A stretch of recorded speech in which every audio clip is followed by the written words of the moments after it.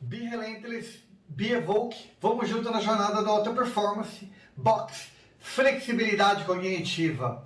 Nesse box vamos falar do porquê da flexibilidade cognitiva. Ela é largamente utilizada para um método ou uma forma de você estudar, né, ensinar e aprender conteúdos complexos e pouco estruturados. Você sabe o que é isso? Não?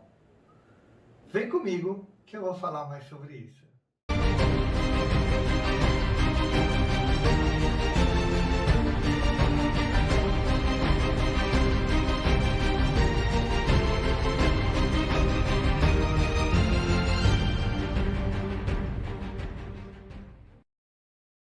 Historicamente, a teoria da flexibilidade cognitiva vem sendo estudada por um professor chamado Range, Jeremy, Spiro et al. E outros professores.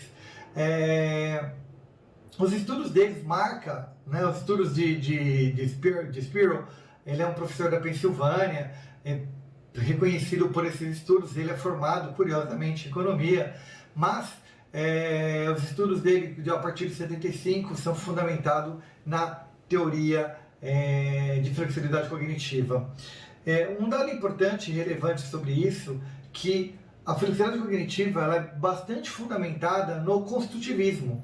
Ela meio que constrói, né, e desconstrói o conceito do construtivismo em algumas referências históricas. Lembrando que o construtivismo tem uma forte base, né, de um professor bastante relevante e muito importante para a gente, que é Piaget. Lembrando que Piaget é pai do construtivismo, né, nascido no século XX, e faz boa parte dos seus estudos utilizando seus próprios filhos em 1925 e 1931 como referência e estudo de caso, que são largamente utilizados. Ele tem uma quantidade inúmera de publicações, e inúmeras pessoas seguem os estudos de Piaget. E o outro professor que também é bastante importante, quando você estuda a flexibilidade cognitiva, você vai ver que há bastante convergência e bastante relevância. Bandura. Bandura também é um outro professor, psicólogo e teórico, é um outro professor super importante, que vai falar da teoria social de aprendizagem e da teoria social cognitiva. Então são temas que são estudados desde 1960, 1970, como eu disse no box anterior. Spiro, quando vai fazer os seus estudos, tem uma larga estrutura, fundamentação nesses outros professores. Pois bem, dado aí os devidos créditos, né, a todo esse arcabouço teórico do porquê de toda essa teoria, mas o mais importante da gente pensar e o mais importante da gente considerar é que a teoria da flexibilidade cognitiva, ela tem aí uma forma bastante diversificada e alargada da representação do conhecimento. O mais importante é que, historicamente, vimos, né, em todos os modelos que a gente estuda nos últimos anos, que os alunos e as crianças e os jovens, os adultos, se esforçam muito numa habilidade de decorar tudo aquilo que se estuda, né? Decorar para passar na prova, decorar para passar no vestibular, decorar para passar num concurso. Então é muito uma característica de decorar aquilo que se aprende. E realmente fica meio de lado o aprender, a aplicabilidade, o porquê da aplicabilidade. E em momentos oportunos, você não tem muita aplicabilidade daquilo, e quando você tem que aplicar conhecimento de uma disciplina em outra disciplina, você se perde. Por isso que eu disse em complexidade da transdisciplinaridade, da interdisciplinaridade, que são fundamentações e fundamentos que nós iremos utilizar bastante aqui em flexibilidade cognitiva. Então você vai ver que aquilo que você aprendeu lá em complexidade, aqui ele tem extrema relevância. O que acontece de fato é que muitos de nós temos um conhecimento bastante superficial sobre tudo aquilo que estudamos. E quando você vai precisar desse conhecimento em uma outra área, ou mesmo na mesma área de aplicabilidade, você percebe que você não sabe o suficiente para aplicar esse conhecimento numa outra área ou na mesma área que você é exigido. Meses, semanas depois, você não sabe mais nada sobre aquilo que você estudou ou aquilo que você leu. Por quê? Devido à tamanha superficialidade com que você se debruça sobre aquele conhecimento. Isso em parte pelo método aplicado e em parte como o aluno ou como a pessoa que está querendo aprender se debruça sobre o conhecimento. Aqui eu acredito que existe um 50% de responsabilidade ou de corresponsabilidade. Então você vai encontrar uma série de obstáculos e dificuldade futura quando você precisar recuperar um conhecimento. E eu falo isso de cadeira, sendo professor, e eu sempre dou umas disciplinas de final de curso, e quando eu chego no final do curso e começo a cobrar dos alunos disciplinas que eles aprenderam do meio do curso, no início do curso, poucos alunos, a grande maioria, 90%, 95%, não lembram absolutamente nada, 100% dos alunos não lembram absolutamente nada dos conceitos, e muitos deles não leram nenhum livro, nenhuma referência bibliográfica, exceto alguns poucos deles que leram, talvez, quiçá, leram a apostila para o dia da prova. E acredita que isso é uma forma de aprender. Ler a apostila para o dia da prova, eu passei na prova, e o ato de eu passei na prova significa que eu tenho conhecimento. Agora, você entendendo sobre flexibilidade cognitiva, você vai entender que você não precisa mais ler para passar na prova. Você precisa aprender para passar na vida. Esse é o nosso objetivo aqui, para que eu vou te ensinar ferramentas e técnicas para você aprender a passar na vida e não mais a passar em prova. Então, como que você utiliza o porquê da flexibilidade cognitiva e como que você utiliza a flexibilidade cognitiva? Pois bem, a primeira forma e a primeira técnica que nós iremos falar aqui é que você deve dividir o conhecimento, ou aquilo que você vai aprender a partir de agora, em pequenas partes. Você tem que descompor, você tem que desconstruir aquilo que você quer estudar. Então, se você está estudando, não interessa o tamanho do assunto, se você vai estudar complexidade, decompõe a complexidade. Se você vai estudar flexibilidade cognitiva, decompõe a flexibilidade cognitiva em pequenas partes. A partir do momento que você decompor aquilo em pequenas partes, cada uma dessas pequenas partes estude com profundidade. Você já deve ter ouvido falar do conceito hipertexto, você já deve ter ouvido falar do conceito de hipermídia, ou conceito chamado hipercomunicação. Essas palavras hiper, acrescido de qualquer coisa, significa que eles estão utilizando meios e formas de alcançar, de ser largamente distribuído. O que isso quer dizer? Hipermídia é uma forma de você ensinar algo a alguém sobre vários canais de comunicação, sejam isso texto, áudio, vídeo, imagem, vídeos gravados, vídeos onde há participação, prerrogativas. Então você utiliza todo tipo de mídia disponível para ensinar ou para aprender.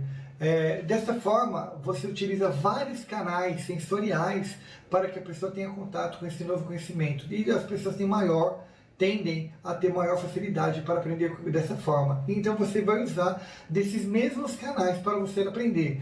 Então você vai ouvir um podcast, você vai ver um canal no YouTube, você vai ler sobre esse tipo de coisa. Mas ler onde? Você vai acessar ResearchGate, você vai acessar base de dados seguras, você vai acessar periódico CAPES, você vai acessar revistas, e você vai sair desse universo Facebook, você vai sair desse universo chamado Instagram.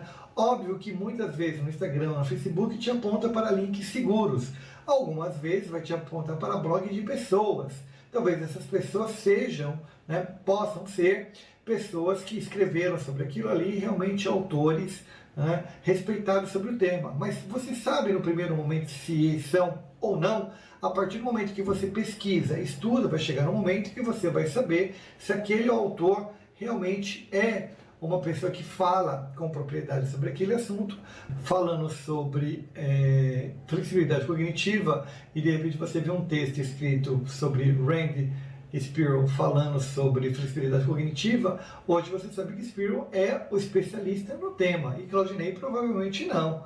Então você vai ler o artigo de Spiro e não vai ler o artigo de Claudinei, porque hoje você sabe quem é o autor que fala sobre o assunto. Então aqui é a mesma coisa. No segundo momento, você vai construir mini cases, né, ou mini casos, uma vez que isso está desconstruído, e você vai pegar esses casos que você desconstruiu, estudou eles com profundidade, e em momentos oportunos, não precisa ser na mesma semana, no mesmo dia, na mesma hora, você vai revisitar, você vai tornar a olhar esses casos sobre uma outra perspectiva, sobre um outro cenário, sobre um outro contexto. Você vai voltar a ler, vai voltar a estudar esse conteúdo, vai voltar a estudar esse contexto numa outra ótica, num outro momento, num outro cenário. E isso vai te ajudar a ter uma outra compreensão sobre esse mesmo tema. Quando Rand fala sobre isso, ele se apoia muito nos textos, né? E nas investigações filosóficas de Ludwig Wittgenstein, acredito, o nome dele está aqui, Ludwig, você vê a assinatura dele, acho que é Wittgenstein, deve ser, espero que seja. Ele tem um texto dele, que são os jardins filosóficos dele, e fala exatamente esse conceito de você visitar o jardim sobre vários caminhos. Ou seja, cada pessoa que visitar o jardim, ou mesmo jardim, por um caminho diferente, vai ter uma outra visão sobre o jardim, e estaremos falando sempre sobre o mesmo jardim. Então é o mesmo conceito que ele está trazendo, né, sobre essa inspiração, sobre a flexibilidade cognitiva. E ele também traz, né, uma visão, né, de uma corrente pós-estruturalista de Roland Barthes, que também tem esse mesmo conceito, né, uma outra abordagem que fala também de você revisitar o mesmo conceito. Uma vez que você faz isso, você pode pegar todo esse conceito e levar ele para uma jornada futura, ou seja, em outros momentos, em outras situações, você vai ter esse conhecimento junto com você. Então, ao invés de você estar falando de uma coisa que você vai simplesmente lembrar dela de memória, você vai lembrar dela sobre aplicações. Você vai ter conceitos e aplicações sobre esse modelo. Então, é isso que se fala, né, do porquê estudar complexidade, né, para que você saiba como desconstruir o tema. Então, a flexibilidade cognitiva vai falar dessa desconstrução. Né? Na desconstrução, você vai pegar em pequenas partes, mini cases, vai estudar cada mini case em profundidade, e que em cada momento oportuno você irá revisitar cada um dessas pequenas partes. Então é dessa forma que você constrói a sua flexibilidade cognitiva, e você para então de ter que decorar as coisas e passa então a aprender sobre as coisas e ensinar sobre as coisas. Sobre os assuntos, sobre os temas, sobre aquilo que você quer se desenvolver, sobre aquilo que você quer aprimorar. E é dessa forma que os altas performance conseguem desenvolver a sua flexibilidade cognitiva. No próximo box, vamos estar falando então das dificuldades então no aprendizado. Lembra dos 7 buracos negros da educação de Edgar Morin? Agora aqui nós vamos falar das dificuldades, né, então, do aprendizado. Uma outra ótica de olhando pela flexibilidade cognitiva, como a gente resolve isso. No próximo box, te encontro lá. Be Relentless, Be Evoke, juntos na jornada do Alta Performance.